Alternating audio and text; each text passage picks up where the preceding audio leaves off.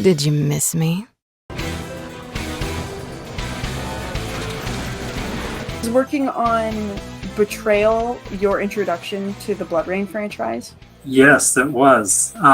When we found out we had BloodRayne, so Sean was directing it, and there was a lot of discussion on, where should we take this, especially since it's the first time that this was going into 2D, and it was just, I think it was just like, how much blood can we put in this thing? Mainly where we started was trying to find what is a good reference point on products that we're drawn to or that interest us. And we looked at stuff like Ninja Scroll and other period pieces, just things that are, leaning towards anime, but also are cool but violent. I don't know. There was also Vampire Hunter D. It's very stylized. It has a lot of the same Victorian elements in it. A lot of the look and feel of that was inspirational for the game. Later on, Matt Bozon and our lead background artist, Paul Castillo, they tried to push it in a lot more animated kind of look, very stark black and color, high contrast. And so it had a very unique look. I think a lot of that is due to Paul Castillo and Matt Bozon. It was a great team. I just really love working with all of these people. Elazar for animation, carried me through 2 projects, and then Paul on backgrounds. I worked with him on this and some other projects. They're having great leaders working with you makes your job a lot easier. I think the big contribution on my end was coming up with the original character designs and enemies. This was already my second major project with Sean, and I think the first one we did RAYNE'S BLOB together, and that was fully hand animated game. We were trying to see how do we want to evolve this one from what we've been able to achieve with that game, because this is a more detailed character. Are we going to try something that's a little bit more Flash-like or spine related, where just different approaches to animation and just trying to see how we can break any boundaries that we can with it. For sure. And visually and conceptually, they're very different. But I feel like everyone I talk to, there's so much love between them because so many people worked on both projects that they kind of bleed into each other in some ways. Our lead animator on both projects was Elazar Del Rosario. He was my right-hand man on RAYNE'S BLOB. It was a bigger challenge trying to figure out RAYNE'S BLOB. Trying to get into BloodRayne was more of a transition on how do we take it further. And there's a lot of programs that Elazar introduced us to at the time, like Toon Boom was new to us. RAYNE'S BLOB was, for the most part, hand-drawn on paper and scanned. And so it was, to go fully digital for BloodRayne was like a big jump. It was really about how much detail can we get away with on this character, because, animation-wise, you want to be very careful with how you approach your character design. It's going to hurt you down the road when you have to do thousands and thousands of frames. You'll be like, why did I add that extra strap on the shoulder? And it's like, right. And then blood, as much blood as we could get in there. There's enemies that were designed. There's that big brute enemy with the big blood sack of blood in its back. It's something like that I proposed to Sean. It's like, well, this thing, when it dies, it's just going to be a fountain of blood. So I think another thing was also trying to figure out her weapon set. What's the gameplay going to be like, and how do we evolve her weapon? Because her weapon is like a huge part of the BloodRayne series in general. We did a few takes on what her arm sword, how it comes out, how it retracts. Monster Hunter, they have a lot of really interesting weapon transformations. Totally. Trying to integrate that into some of BloodRayne's, weapon designs. That would be part of my mood board as well. There's the enemy with the scythe claws that it walks on. Me and Sean, we both really liked Return to Oz. There were these characters in it called Wheelers that had long arms that they wheeled on, and they're just really terrifying for kids. And so if you look at them side by side, you could see the resemblance. Yeah, I think from BloodRayne, that's where we really started moving into trying to move into the digital realm of animation, where Boy and His Blood Definitely. looked very much like it's hand drawn, a little bit more like a delicate Miyazaki thing. Where this one, you could see a lot more of the references from bold colored, things like Ninja Scroll. Yeah, it was a big new direction for us, and I think a lot of that carried over into our later products. Betrayal was not an easy game. No. We did, with the remaster, thankfully, add an easier mode. Legitimately, I was probably the one that had to fight for it. I made the realization that the majority of my team, now the team on BloodRayne QA, never played the original. And we were under, a good deadline. I mean, it was just a new port kind of thing, a slight remaster, but it wasn't like, oh, it's going to be a whole year-long project. It's like, I need people to be able to beat this game. I was like, it'd be nice if there was some option for the very difficult spots in the game. Mm-hmm. Like, there's one specific area I think that we did the most modifications with, just because there was enough back and forth into, like, what makes this area so incredibly hard? You're locked in a screen lock with a few enemies and 2 platforms that will drop. And they will eventually come back, but like the time limit on it and like just one hit and you're in that pit. And it's like, oh no. So it was like, what if those platforms didn't drop? Now this section is manageable.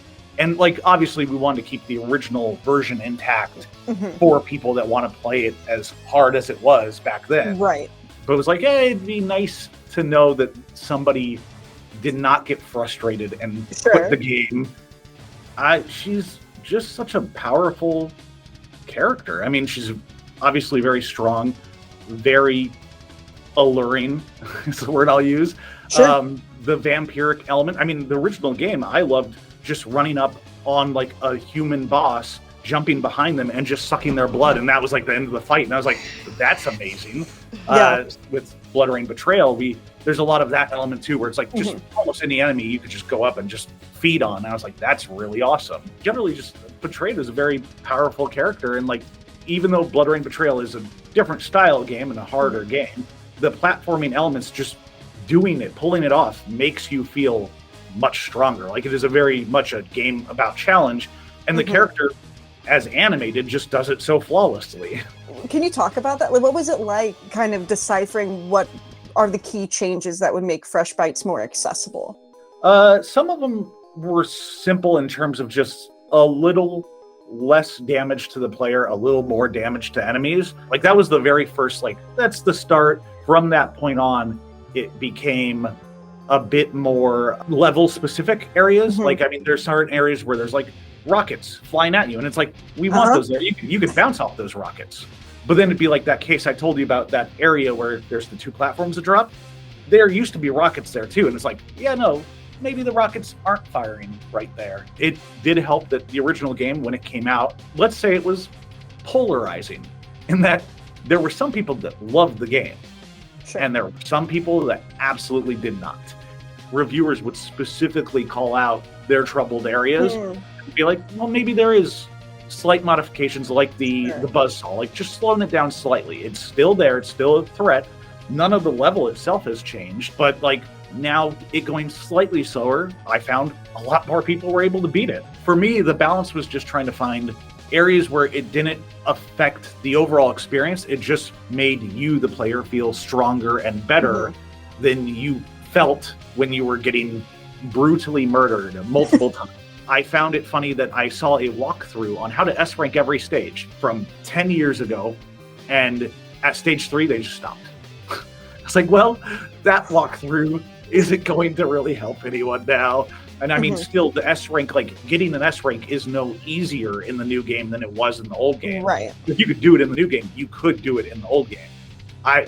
The biggest change in terms of the achievements, just to make it so that you could get them all, was S-rank every stage became S-rank 1 stage. I don't know if you know about the 8-bit music in the game. We have the standard soundtrack. And now if you press down 8 of the buttons at once, it will trigger a retro version of the full soundtrack, where it's all like NES, and they made it like using an NES. Like they did all of it and made sure that it ran on NES. But it's like the full soundtrack all in this retro theme. The design and the directorial team behind the original game were very focused on like let's still stick within the world's rules, but like let's also possibly branch out into another gameplay style, which is why WayForward, we were very big on 2D games even back then, and we still are now. We do have our 3D branches. Our heart and soul is in that classic side scroller, and we wanted to get to that style of universe where Rayne could at least be herself in it while walking a different direction. We looked at a lot of very action-heavy Twitch-style 2D games. We looked at a lot of even 3D ones. Ninja Gaiden Black was a lot of focus at the time. We played through the original games as a group, not too much, mind you, because we didn't want it necessarily blurring the lines of where we wanted to land, but like enough to at least make sure we weren't ignoring things. Like I remember the faction that she's a part of, we wanted to make sure that got very heavily focused on. The Brimstone Society. Brimstone Society, thank you. I was blanking there for a second. And yeah, it was just making sure that we stuck the landing on the original ideas and making sure that what feels good, what's good action heavy combat. Rayne has that classic Chun-Li head bop attack that she has. Originally, oh god, there was early development, there was a basically full spin that you could just trigger jumping in the air. Classic Mega Man Zero or Mega Man X playing as Zero, like, and you could chain combos like forever with it effectively, and it got pulled back due to the strength. A lot of the mechanics were also looked at from like Super Mario 64. The full somersault, like the wall jumps, also very Mega Man X. We looked at that a lot too. There's definitely a lot of stuff where it was like, okay, let's try to grab some of our favorite things and do a like WayForward tweak while still staying true to BloodRayne as well too. A lot of like the sun lamps and other things like that were very focused on like, well, she's half vampire, we want her taking damage, but also the aspect of being half vampire was like, hey, if we want to make sure players don't struggle, you can bite every enemy in the game. The main focus was just like, hey, how do we make sure that the aspect of biting is taken into consideration, which is why like the combat, a lot of the times it's like, hey, if you grab this enemy, suck the blood, pull him back in the other direction, like flip the character around and then do the explosion attack, it will chain so that you can keep basically your combo going. And it still stays true to like, oh, if you're not caring about the comboing, then you just suck the blood and at least regain health. So I think the last stage, if you wait around as the timer's clicking you down, or it seems like the whole place is falling apart, I think you can briefly see a silhouette of the boy and his blob in the background. That was snuck in by the development team due to most of the team having worked on it previously. That was the last game we worked on before BloodRayne. The other fun stuff that's in the game that's really obtuse and weird and out of nowhere, it's the second to the last stage. If you head left, there we have the sine wave enemies that come in that are knives with little jetpacks on it. I think only 2 people on the internet have seen this, but you have this ridiculous like Pokemon shiny level chance of seeing this thing. An entire sine wave with a little king's crown on it, like quadruple the size of the small ones, will come in, focus on Rayne, and just shoot right at her, and it's an insta-kill. There's so many small weird things that are in all of those games.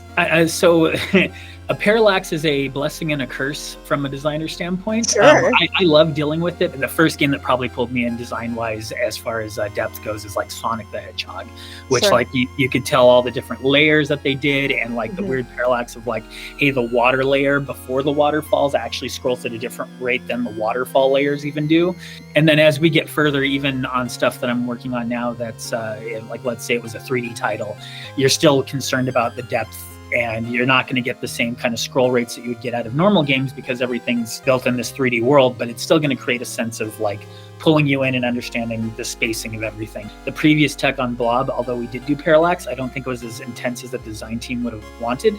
That strived us to do more on BloodRayne in order to get more visual clarity off of just more foreground stuff. Obviously not enough to block the player, because that's the hugest sin in the world, in my opinion, is having a big piece of foreground art blocking your play session. But like, it definitely breathes life into the game. But yeah, it's a lot of just trial and error. You're building out a stage very similar to like an open canvas, and like you might be able to see the level there and you can kind of put it down, but you're also gonna learn that like, oh, that idea doesn't work anymore. And even BloodRayne and BLOB a lot was, if an idea didn't work, it usually got set off to the side. There's a lot of hidden sections that are in BloodRayne where you can like do weird loops that reconnect to other paths that are hidden in areas. That was cut content that was like not good enough at one point and just got reused. That's wild. Odd tidbit for Boy and His Blob is the last challenge you unlock was actually 3 other level designers basically dumped work that we thought couldn't function. And in the 11th hour, effectively, I remember I pulled an all-nighter to basically clean up everybody's work, and it all got snuck in for the final challenge.